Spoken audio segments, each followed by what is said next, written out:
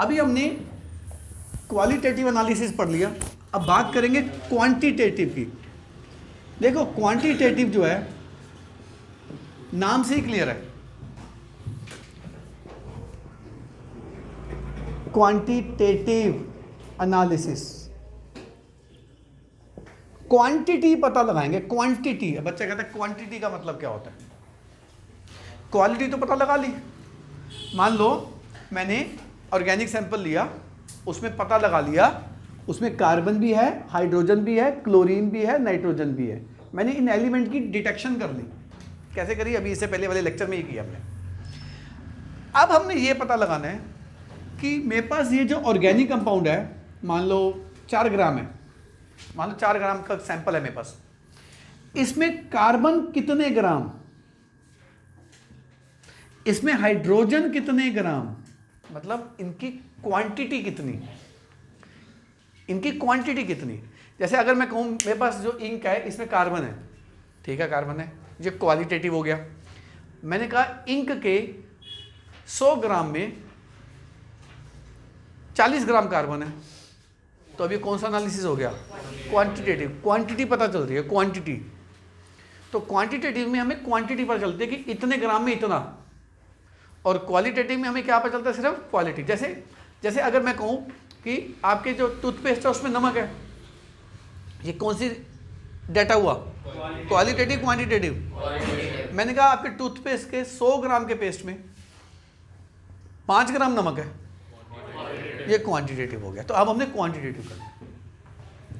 सबसे पहले हम करेंगे quantitative analysis of carbon and hydrogen, carbon और हाइड्रोजन का एनालिसिस। देखो इसके लिए एक इंस्ट्रूमेंट है, इंस्ट्रूमेंट कोई ना स्कूल में पूछेगा आपसे ना एंट्रेंस में आएगा, पर आपको थोड़ा सा उसका कंसेप्ट बता देता हूँ क्या है। डायग्राम मत बनाना, डायग्राम आपको किताब में दिखा दूंगा। करते क्या हम प्लेटिनम की बोट में ऑर्गेनिक सैंपल लेते हैं। This is organic sample, organic sample लेते हैं, इसको एक ट्यूब में डाल देते हैं। इस ट्यूब के अंदर यहां से हम ऑक्सीजन की एंट्री करते हैं, ऑक्सीजन की एंट्री करते हैं। इसके आगे कॉपर ऑक्साइड की पैलेट्स रख देते हैं। फिर इससे गुजरते हुए आगे सॉल्यूशन पढ़ा तो बताता हूं क्या, वेट कर लो। अगर तो यहां से हम हीट करते हैं इसको, डायग्राम की कोई जरूरत नहीं है, मैं पहले बता रहा हूं ना, सीबीएसई एंट्रेंस। हीट करते हैं, मान लो इसमें अगर कार्बन हुआ, अगर कार्बन हुआ हो, अगर क्या होती है ऑर्गेनिक कंपाउंड में तो कार्बन हो गई, this carbon will combine with which gas, क्या बना देगा, CO2 गैस। यानी कि यहां से कौन सी गैस आगे पास हो जाएगी, CO2 गैस पास होने लग जाएगी। अगर इसके अंदर हाइड्रोजन हुआ, ऑक्सीजन के साथ कंबाइन करके वो क्या बना देगा, वाटर बना देगा। So the entire carbon will converted into carbon dioxide and the entire hydrogen will be converted into water vapours. यानी कि यहां से 2 चीजें चलेंगी, कौन कौन, कार्बन डाइऑक्साइड और आगे चल के हम यहां से एक यू ट्यूब बनाते हैं, मैं एग्जैक्ट डायग्राम दिखा दूंगा। इसके अंदर हम भरते हैं कैल्शियम क्लोराइड, इसके अंदर भरते हैं एनहाइड्रस कैल्शियम क्लोराइड। एनहाइड्रस मतलब जिसमें वाटर ना हो। और इस एनहाइड्रस कैल्शियम क्लोराइड का मास हमें पता होता है, भैया हमने कैल्शियम क्लोराइड 30 ग्राम लिया, 40 ग्राम लिया, जितना लिया, मान लो 40 ग्राम लिया कैल्शियम क्लोराइड। जैसे ही इसमें से वाटर आएगा ना, वाटर, सारा वाटर कैल्शियम क्लोराइड एब्जॉर्ब कर लेगा, सारा वाटर कैल्शियम क्लोराइड एब्जॉर्ब कर लेगा। This anhydrous calcium chloride will become hydrous calcium chloride. अब इसमें पानी आ गया तो इसका मास तो बढ़ गया ना। मान लो इसका मास हो गया 43 ग्राम, तो आप बताओ फिर यहां से पानी कितने ग्राम चल के आ रहा था भाई, तो मुझे पानी का मास नहीं पता चल गया। The entire water is converted into anhydrous calcium chloride. The increase in the weight of calcium chloride will gives us the mass of water. Water का मास आ गया। पर CO2 कहती है कैल्शियम क्लोराइड से मेरी कोई दोस्ती नहीं है भाई, CO2 कोई बात नहीं करती। CO2 यहां से निकल जाती है। CO2 जब निकल जाती है तो आगे एक और U ट्यूब रखी होती है हमने, इसके अंदर पड़ा होता है पोटेशियम हाइड्रोक्साइड, पोटेशियम हाइड्रोक्साइड। इस पोटेशियम हाइड्रोक्साइड का मास हमें पता होता है, मान लो 50 ग्राम है। जैसे ही इसके अंदर CO2 आई, CO2 आ गई जी, CO2 आ गई जी, तो पोटेशियम हाइड्रोक्साइड का इंक्रीज इन मास होता है, इसका वेट इंक्रीज हो जाएगा। मान लो ये 50 ग्राम से हो गया 60 ग्राम, सॉल्यूशन हो गया, तो इसका मतलब यहां पे कितने ग्राम CO2 आई होगी, यानी कि इस सैंपल में जितना भी कार्बन था वो 10 ग्राम CO2 में कन्वर्ट हो गया। इस सैंपल में जितना भी हाइड्रोजन था वो 3 ग्राम वाटर में कन्वर्ट हो गया। हाइड्रोजन वाटर में कन्वर्ट हुआ है। ये मास ऑफ वाटर, हाइड्रोजन नहीं है, मास ऑफ वाटर है। ये मास ऑफ कार्बन नहीं है, मास ऑफ कार्बन डाइऑक्साइड है। अब यहां पे एक सवाल है कि हमने पोटेशियम हाइड्रोक्साइड का इस्तेमाल क्यों किया। यह सवाल एंट्रेंस में भी आ सकता है, यह सवाल एनसीईआरटी का बैक क्वेश्चन भी है, एनसीईआरटी का बैक क्वेश्चन भी है। मैं बताया दूं किस पेज पे क्वेश्चन है एनसीईआरटी में।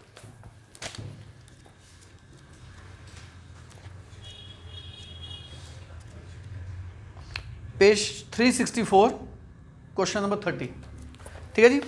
और देखते हैं क्वेश्चन ये कि पोटेशियम हाइड्रोक्साइड ही क्यों इस्तेमाल किया कार्बन डाइऑक्साइड के लिए। उसकी वजह ये है कि carbon dioxide is acidic in nature.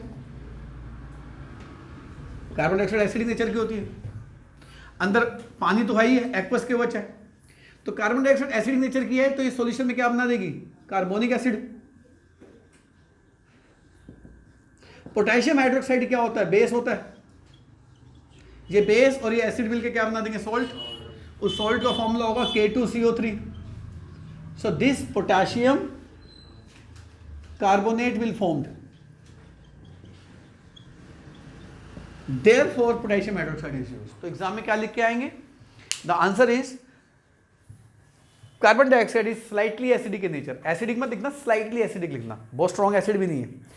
Carbon dioxide is slightly acidic in nature and potassium hydroxide is a base. So potassium hydroxide and carbon dioxide will combine together to form a salt K2CO3, and this will result in the increase in the weight of potassium hydroxide solution, and the difference in the weight of solution will give us the mass of CO2 liberated from the organic sample.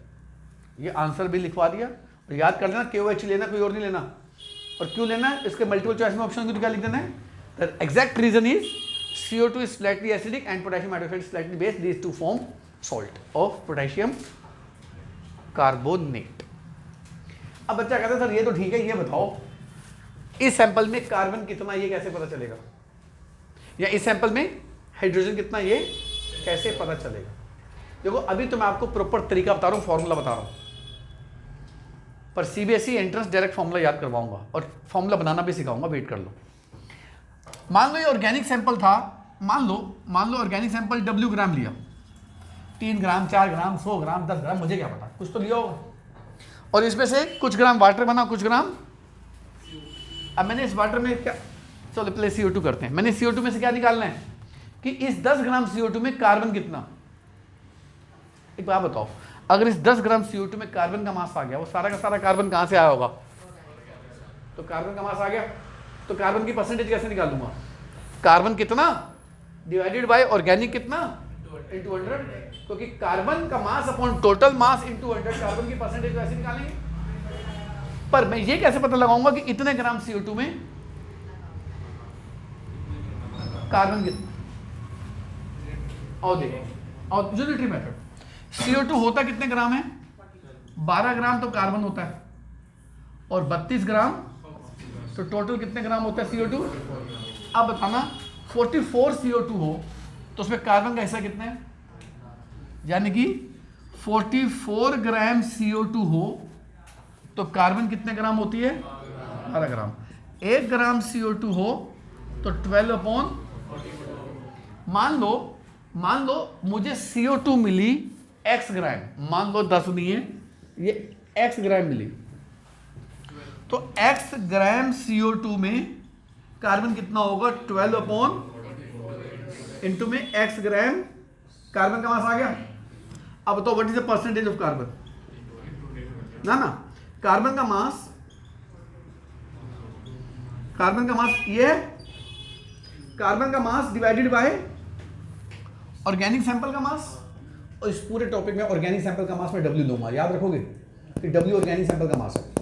तो carbon का मास ये रहा, organic sample का मास ये रहा, multiplied by, तो percentage of carbon आ गई। अभी आपको डायरेक्ट फॉर्मूला बनाना सिखाऊंगा, अगर इसका फॉर्मूला सीख लिया ना तो पूरा टॉपिक मेरा काम हो जाएगा, बिलीव मी। इसका फॉर्मूला बनाना सिखाऊंगा, कैसे बनाते हैं, डायरेक्ट कैसे सिखाते हैं, CBSE में डायरेक्ट यूज कर लो, क्योंकि मना नहीं करेगा डायरेक्ट कैसे यूज करके बच्चा। अब हमने किसकी निकालनी है, हाइड्रोजन की। और हाइड्रोजन को कैसे निकालने की देखना जरा। वाटर क्या होता है, वाटर 2 ग्राम तो H होता है और 16 ग्राम का O होता है, टोटल कितने ग्राम हो गया। अच्छा 18 ग्राम वाटर हो तो 2 ग्राम H होता है उसमें सिर्फ। अच्छा 1 ग्राम वाटर हो 2/, और अगर X ग्राम वाटर हो तो कितना हो जाएगा, यहां लिख दूं, अगर X ग्राम वाटर हो तो कितना हो जाएगा 2/18 इंटू में X ग्राम, ये हाइड्रोजन का मास आ गया। So what is the percentage of hydrogen, 2/, into X divided by, into में परसेंटेज ऑफ हाइड्रोजन आ गई। आपको क्वेश्चन पता है क्या दिया होगा, आपको क्वेश्चन में 2 चीजें दी होंगी, एक CO2 कितनी, एक ऑर्गेनिक सैंपल कितना। बताओ कार्बन की परसेंटेज, हाइड्रोजन की परसेंटेज कैसे निकालनी होगी। आपको किसका मास दिया होगा, वाटर का मास दिया होगा, ऑर्गेनिक सैंपल का मास दिया होगा, किसकी परसेंटेज पूछी होगी। अब आपको डायरेक्ट फॉर्मूला बताता हूँ कैसे बनाते हैं। अब देखो डायरेक्ट फॉर्मूले में क्या करना है दिखाता हूँ। मैं किसी एक हिस्से को रब कर देता हूँ, क्योंकि इसकी जरूरत नहीं है, इसकी जरूरत नहीं है, मैं इसको रब कर देता हूँ। ये देखो यहीं पे मैं करके दिखाता हूँ डायरेक्ट।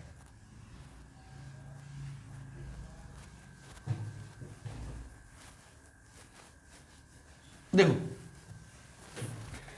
आपको ये याद रखना है, परसेंटेज किसकी निकालनी है, आपको ये याद रखना है कि ऑर्गेनिक सैंपल का कार्बन किस में कन्वर्ट किया, बस ये दिमाग में बिठा लो। ऑर्गेनिक सैंपल का कार्बन किस में कन्वर्ट किया भाई, CO2 में। C का मास कितना होता है, अपॉन टोटल मास कितना है, समझ में आ गया। जिसको निकालना है उसका मास ऊपर, जिसमें कन्वर्ट हुआ है उसका मास नीचे, तभी तो परसेंटेज आती है। इनटू में जितनी CO2 प्रोड्यूस हुई, समझ में आ गया। ये कार्बन का मास आ गया, कार्बन का मास आ गया। टोटल मास को डिवाइड कर दो किससे, ऑर्गेनिक कंपाउंड से, लो OC लिख दो ऑर्गेनिक कंपाउंड से, और मल्टीप्लाई कर दो किससे, समझ में आ गया कैसे करना है मेरे बच्चे। अब परसेंटेज ऑफ हाइड्रोजन निकालने से पहले दिमाग में क्या चीज क्लियर होनी चाहिए कि तो ऑर्गेनिक सैंपल का हाइड्रोजन किस में कन्वर्ट किया हमने, H2O में। अच्छा H2, बस ये याद रख लो कि हाइड्रोजन निकालने के लिए हमने इसको वाटर में कन्वर्ट किया था। अब वाटर में H कितने ग्राम है, 2 ग्राम है, 2 ग्राम है, डिवाइडेड बाय टोटल वाटर कितना है, इनटू में मान लो X ग्राम वाटर निकला, X ग्राम वाटर निकला, मैं Y मान लो। ये तो मास ऑफ किसका आ गया, हाइड्रोजन। परसेंटेज कैसे निकालते हैं, हाइड्रोजन कितना डिवाइडेड बाय टोटल में कितना, इनटू में 100। समझ में आ गई मेरी बात मेरे बच्चे, समझ में आ गया। आओ मैं आपको क्वेश्चन कराता हूँ, NCERT के कराऊंगा, एक सोल्ड है एक अनसोल्ड है, दोनों करा दूंगा आपको।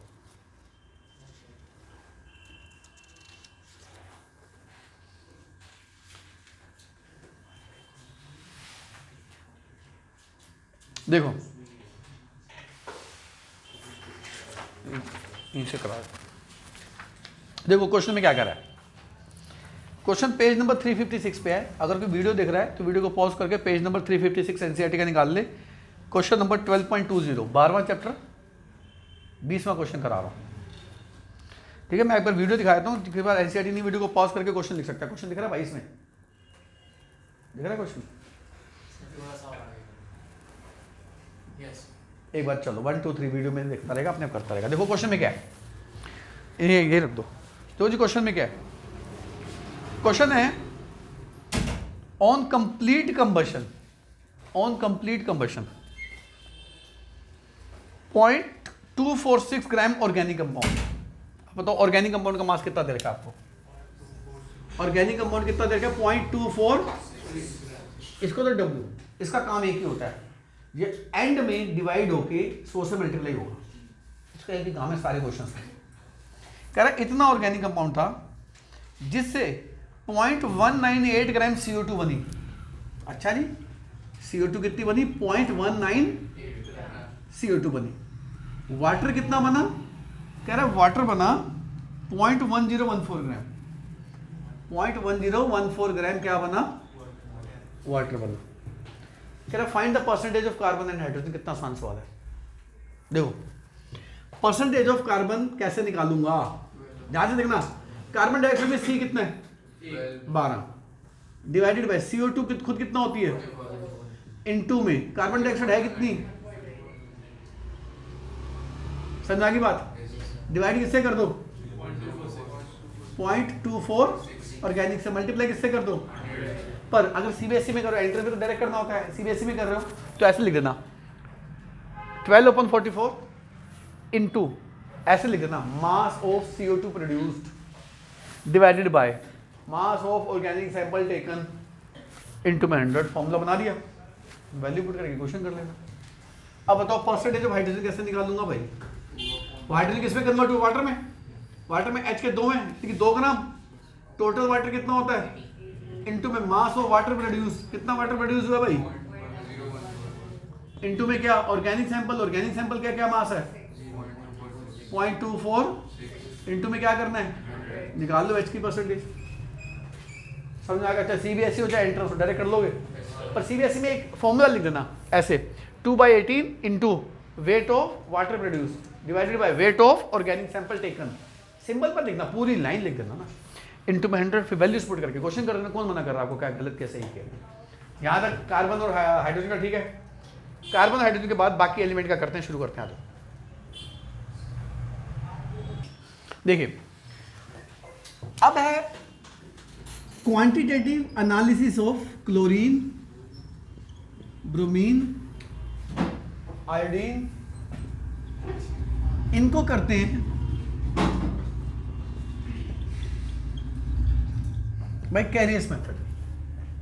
अब मैं आपको इनकी भी टेक्निक सिखा दूंगा ताकि आपको फॉर्मूले का बर्डन ना पड़े। उस टेक्निक का एक फायदा है क्योंकि आपसे उस टेक्निक में मौजूद सवाल भी आपसे पूछे जा सकते हैं CBSE एंट्रेंस में, तो वो तो याद कराने उसके माध्यम से मैं आपको फॉर्मूले याद करा दूंगा। और देखते हैं कैसे। ऑर्गेनिक सैंपल में ये कितने ग्राम होता है? जितना भी क्लोरीन होता है, हम एक ट्यूब लेते हैं, उस ट्यूब में इसको हीट करते हैं और हीट करके हम इसको कन्वर्ट कर देते हैं, सिल्वर क्लोराइड में कन्वर्ट कर देते हैं।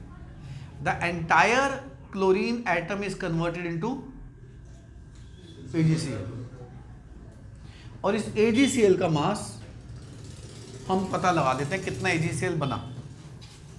AgCl का मास पता चल गया कितना बना। अब मैंने इस AgCl के मास से क्या निकालना है? Cl। Cl का मास आ गया तो Cl की परसेंटेज भी आ जाएगी। कैसे आएगी जरा देखते हैं। आप जानते हैं सिल्वर का मास कितना होता है मेरे बच्चों? 108। क्लोरीन का कितना होता है? 35 पॉइंट।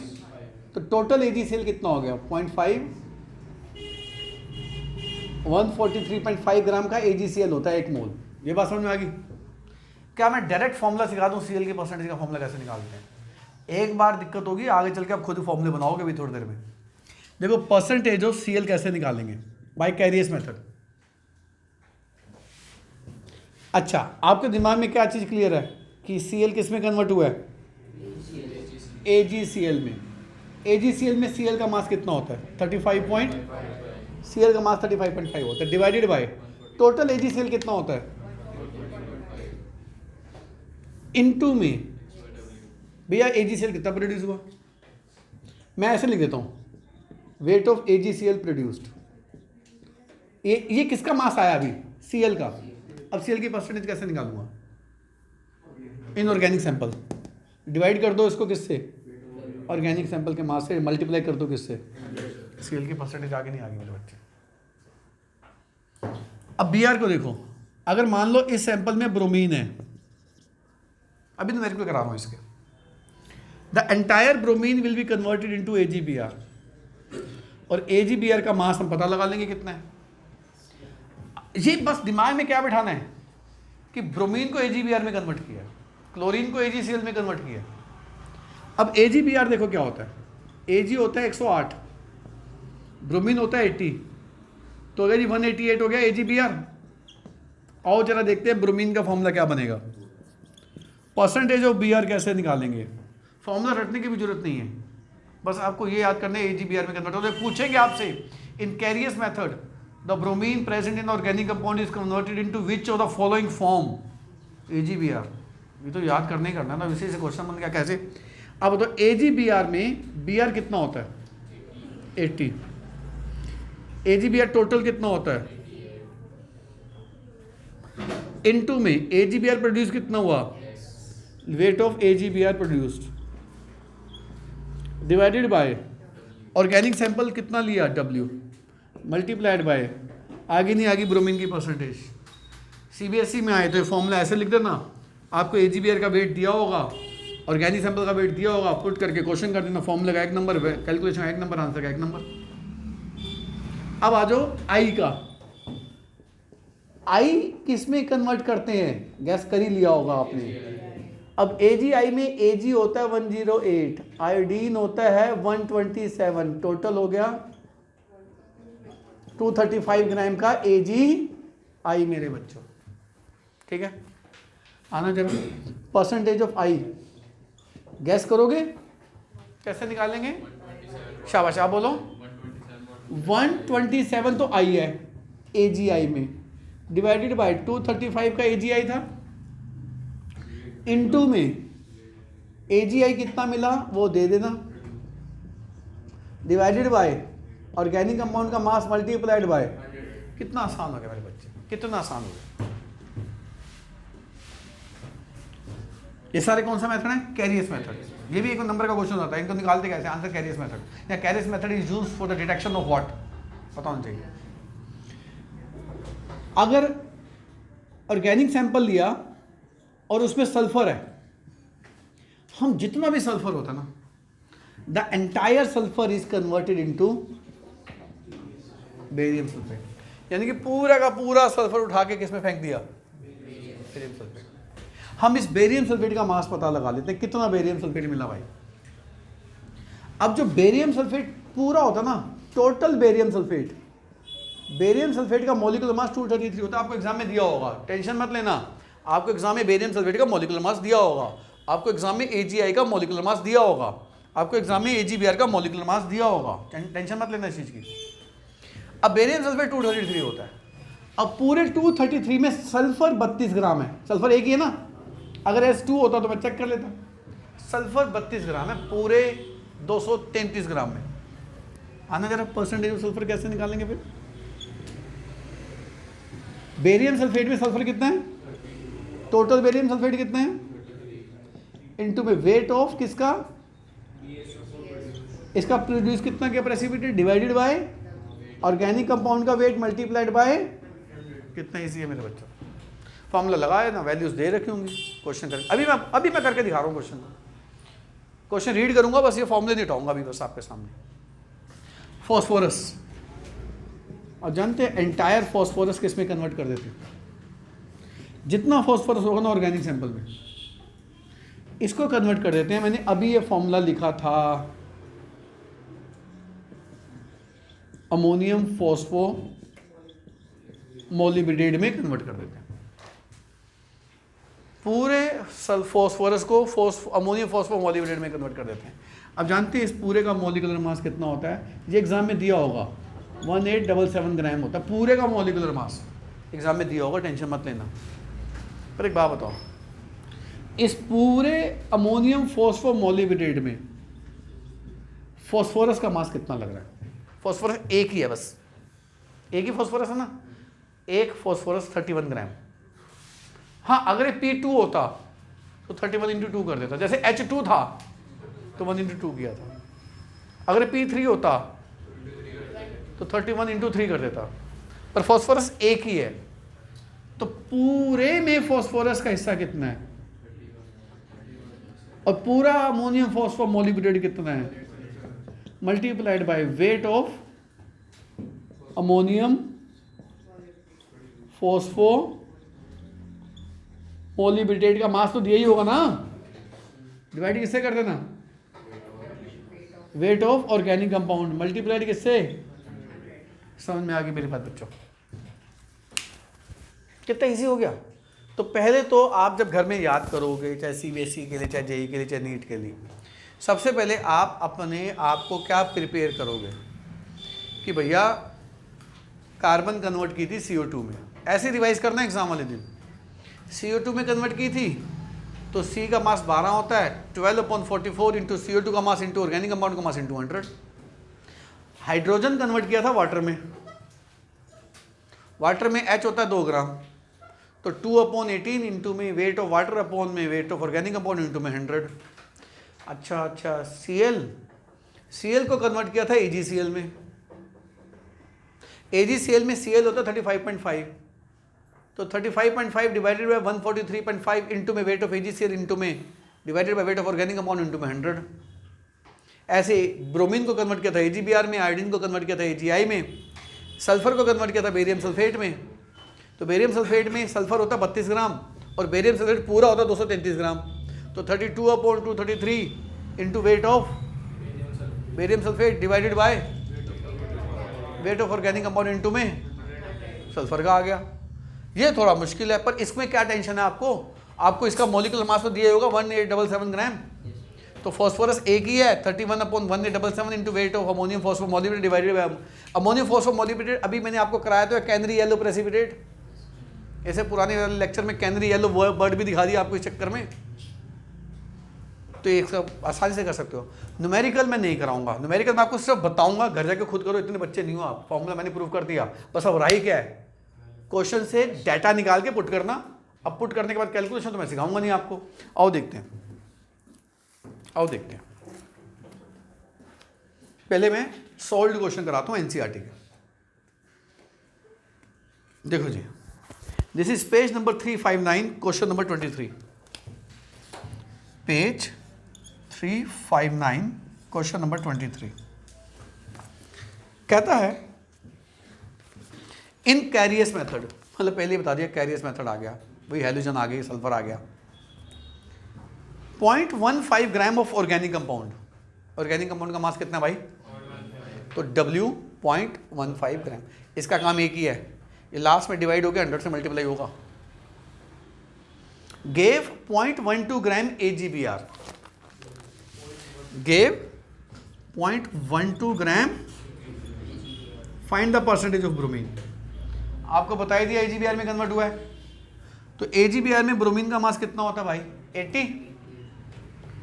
80 डिवाइडेड बाय एक AgBr का मोल कितने ग्राम का होता है, इनटू में वेट ऑफ AgBr कितना है divided by W organic compound कितना दिया हुआ है 0.15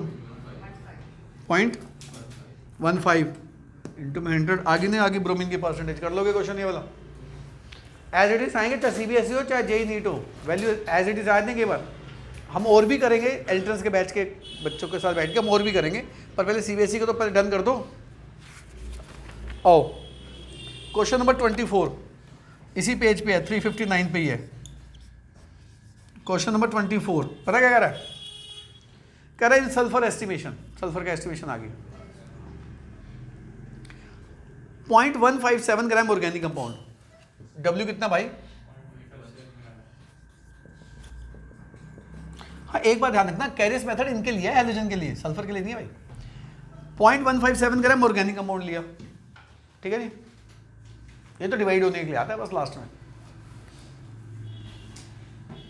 गेव, अब ध्यान से समझना, 0.4813 ग्राम बेरियम सल्फेट, बेरियम सल्फेट कितना दे रहा भाई, 0.48, find the percentage of sulphur. Barium sulphate तो दिया ही हुआ है, तो बेरियम सल्फेट में सल्फर कितना भाई 32 ग्राम, 32 डिवाइडेड बाय पूरा बेरियम सल्फेट कितने का होता है, इनटू में weight of barium sulphate 0.48 divided by weight of organic compound into में 100। कितना आसान क्वेश्चन, फिर भी बच्चे इसको टॉपिक को छोड़ के आते हैं। सिंपल मैथमेटिक्स है, एक बार प्रैक्टिस कर लो, एक बार पढ़ लो और एक बार खुद घर पे जाके तसल्ली से रिवाइज करके इन क्वेश्चन को प्रैक्टिस कर लो। मतलब इन क्वेश्चन को डायरेक्ट प्रैक्टिस नहीं करनी, पहले जो पढ़ा है उसको रिवाइज करो, फिर इन क्वेश्चन को प्रैक्टिस करो, फिर अपने आराम से हो जाएगी। ओ एनसीईआरटी बैक क्वेश्चन में आते हैं, पेज नंबर 364।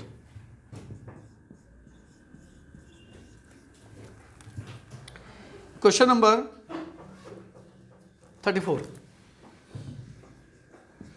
बैक क्वेश्चन है 34, अनसोल्ड है। कहता 0.378 ग्राम कंपाउंड, ऑर्गेनिक कंपाउंड 0.3780 ग्राम ऑर्गेनिक कंपाउंड है, क्लोरो कंपाउंड है, क्लोरीन है उसमें। गेव 0.5740 ग्राम AgCl, 0.5740 किसका दिया उसने? Ag, कह रहा find the percentage of Cl। Cl का मास कितना होता है भाई? डिवाइडेड बाय पूरा AgCl 143.5 इनटू में वेट ऑफ AgCl कितना है? Weight of AgCl divided by weight of organic compound कितना है? Weight of organic compound into में 100। हो गया जी बच्चे क्वेश्चन। क्वेश्चन नंबर 35,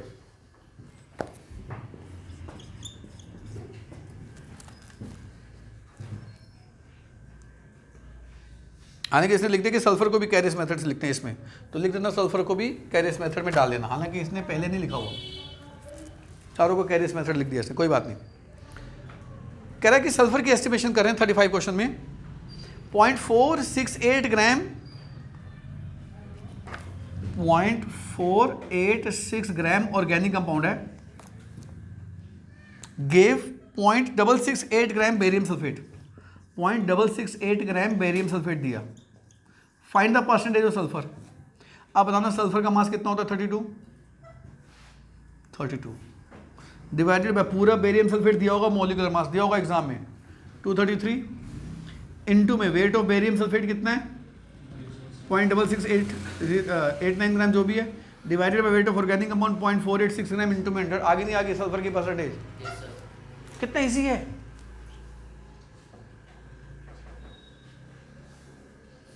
हाँ, इसमें एक और टॉपिक है एस्टिमेशन ऑफ नाइट्रोजन। जो नाइट्रोजन की एस्टिमेशन होती है ये दो तरीके से की जाती है। एक है Dumas method,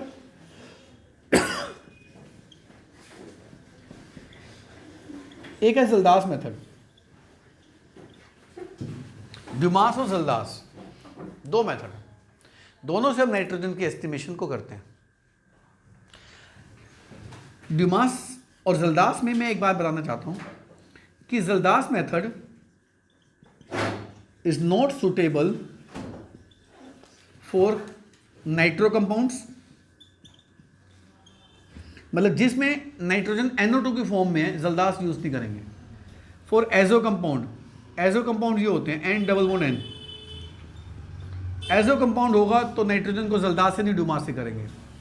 for nitrogen present in ring, nitrogen present in ring जैसे पिरिडीन होती है,